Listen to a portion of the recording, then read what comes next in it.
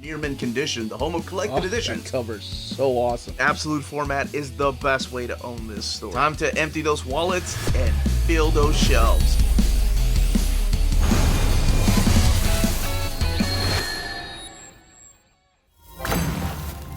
How's it going, all you minties? Uncanny Omar here from Near Mint Condition, the home of collected editions. And join me today for your advanced look at the Mark Spector Moon Knight Omnibus Volume 2 from Marvel Comics. So let's go ahead and get started.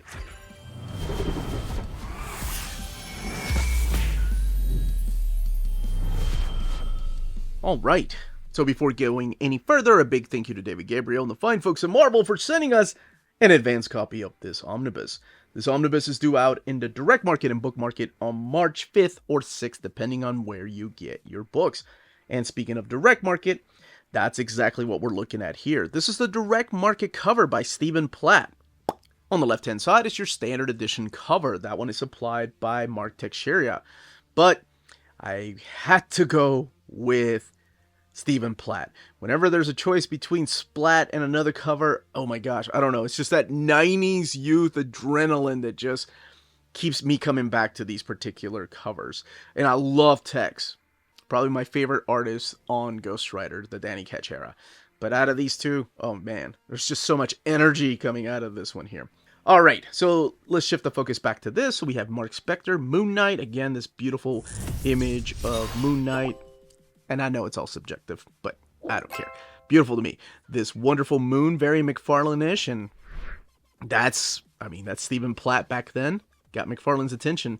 Didn't even stay at Marvel long enough. He went right to drawing for Extreme Studios. Got McFarlane's attention, but Rob Liefeld beat him to it to draw that profit. Mark Spector, Moon Knight, Volume 2. And of course that image down there by Splat. And then the back of the book, another image by Splat. Moon Knight cast his shadow across the Marvel Universe, rated teen. And if you're wondering where this goes in the reading order of Moon Knight, well, right after Volume 1 is where it goes. That run was started by Chuck Dixon and, of course, James DeMatteis. But now we have the Terry Cavanagh era and also some other Marvel Knight miniseries in here. We have enough room for a modern era, but before the Jed MacKay omnibus that's coming out later. Let's look underneath the dust jacket. We have the same kind of design there that we did before. Moon Knight battles new demons, and that he does. Bio on the creators here. And let's take a closer look at here. So we have the moon right there. Mark Spector Moon Knight, Volume 2 with the moon. And then the back of the book. It's not just black. It actually has a little bit of a pattern. Right here, it's like almost like a book that's been checked out of the library and read with love. So we're going to crack this book open and talk about the stories collected in here. If you haven't read Volume 1, I strongly suggest reading it before reading this. Even though it's a good jumping on point because it is the Terry Cavanagh and he changes up a lot of the things in for Mark Spector. Or just watch the video for Volume 1. But other than that, I'll let you know when I'm going to talk about some minor spoilers. Let's dive in here. Alright, let's go ahead and crack this omnibus open. We have black end sheets. The Moonlight title page there, Mark Spector. And then your writers, Terry Cavanagh, Doug Moench coming back, Howard Mackie, Chuck Dixon, Christopher Priest, Ron Garney, Michael Higgins, your artists, Ron Garney, Gary Kwapis, Art Nichols, James Fry, Alex Saviuk, Dave Hoover, Stephen Platt, Bill Sienkiewicz, John Paul Leon, and Sal Voluto and Mark Texeira. Tom Palmer, the inks, oh, and they look so good at the beginning here.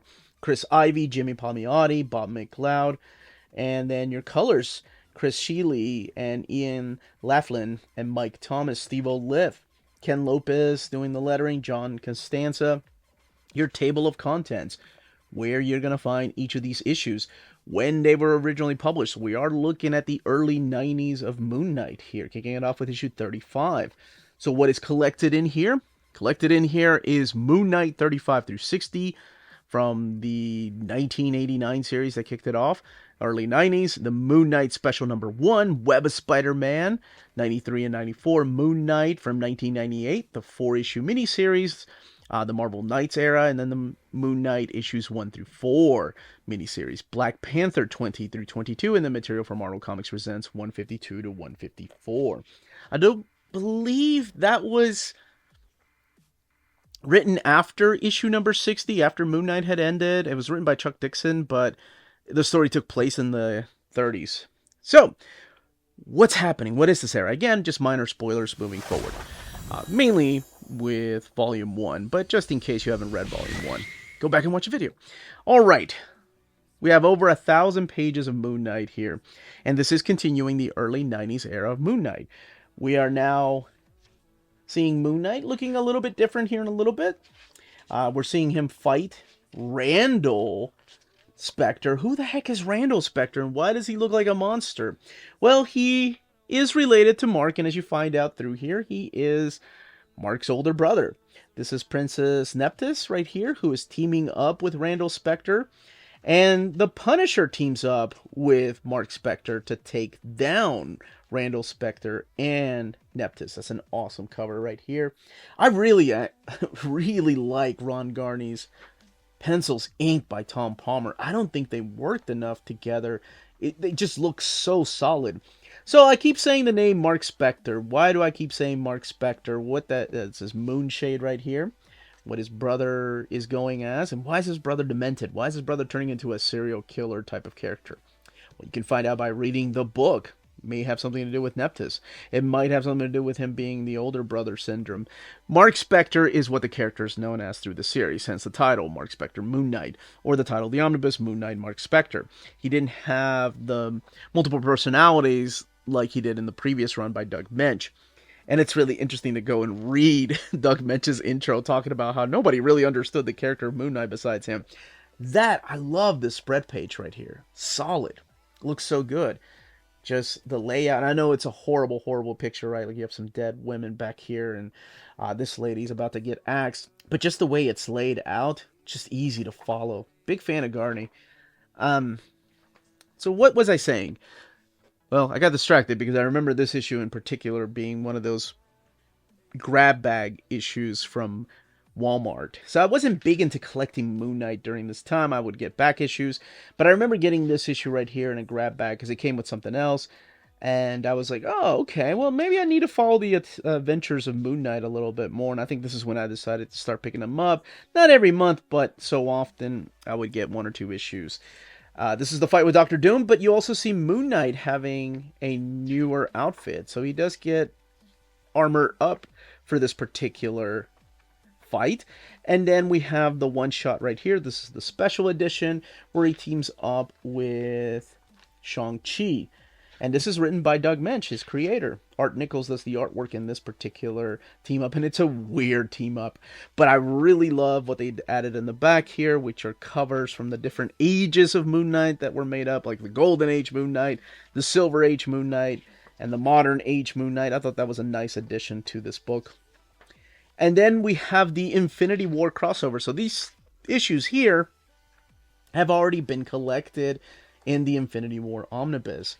But this does introduce us to the concept of another Moon Knight, or many Moon Knights, as that is, just because everybody during this time was fighting their own evil doppelganger.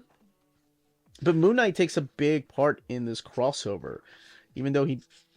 when I say a big part, there's a lot of Moon Knight in Infinity War, but he's kind of like a background character that's just fighting all the superheroes.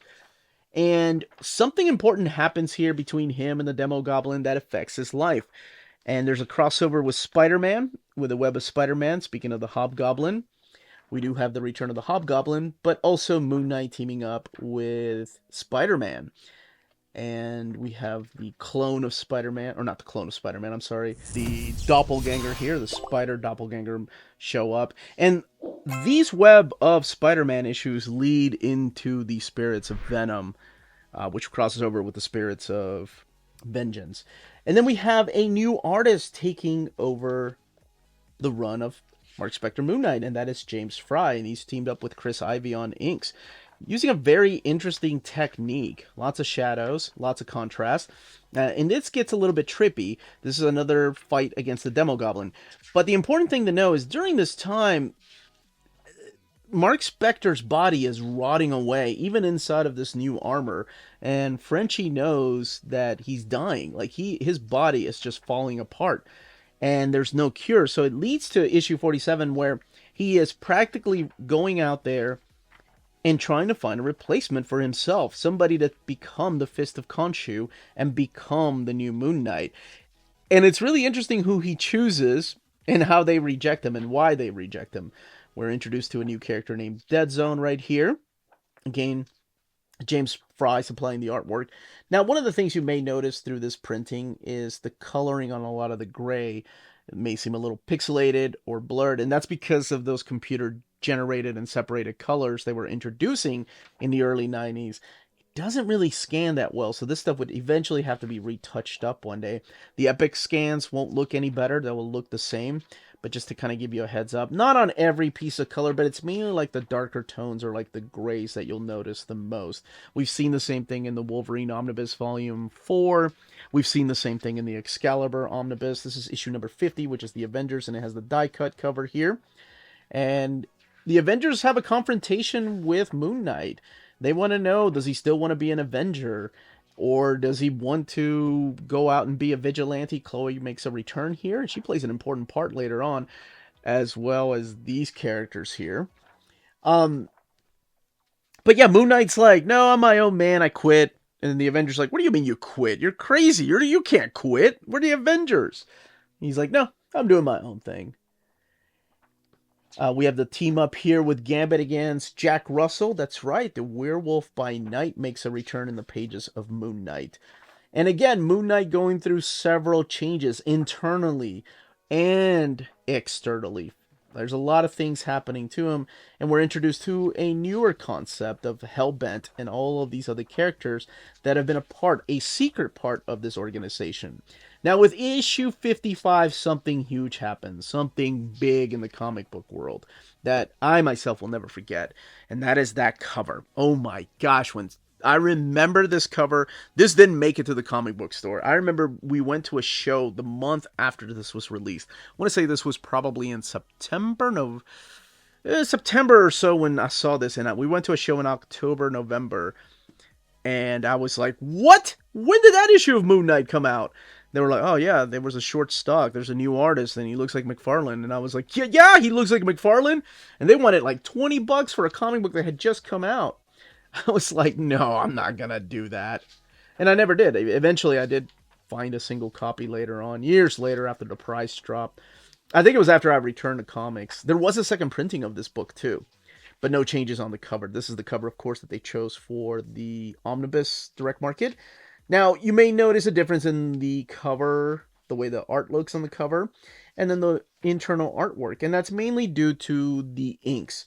The inks by Scott Koblish, who's an amazing inker himself, just looks a little bit different. It doesn't look as detailed, doesn't look as crazy as those covers that are done by Stephen Platt. So when Stephen Platt inks his own things, they very McFarlane-ish, right? Even not just the way he draws the moon, but even this is after McFarlane's issue 301, after Todd.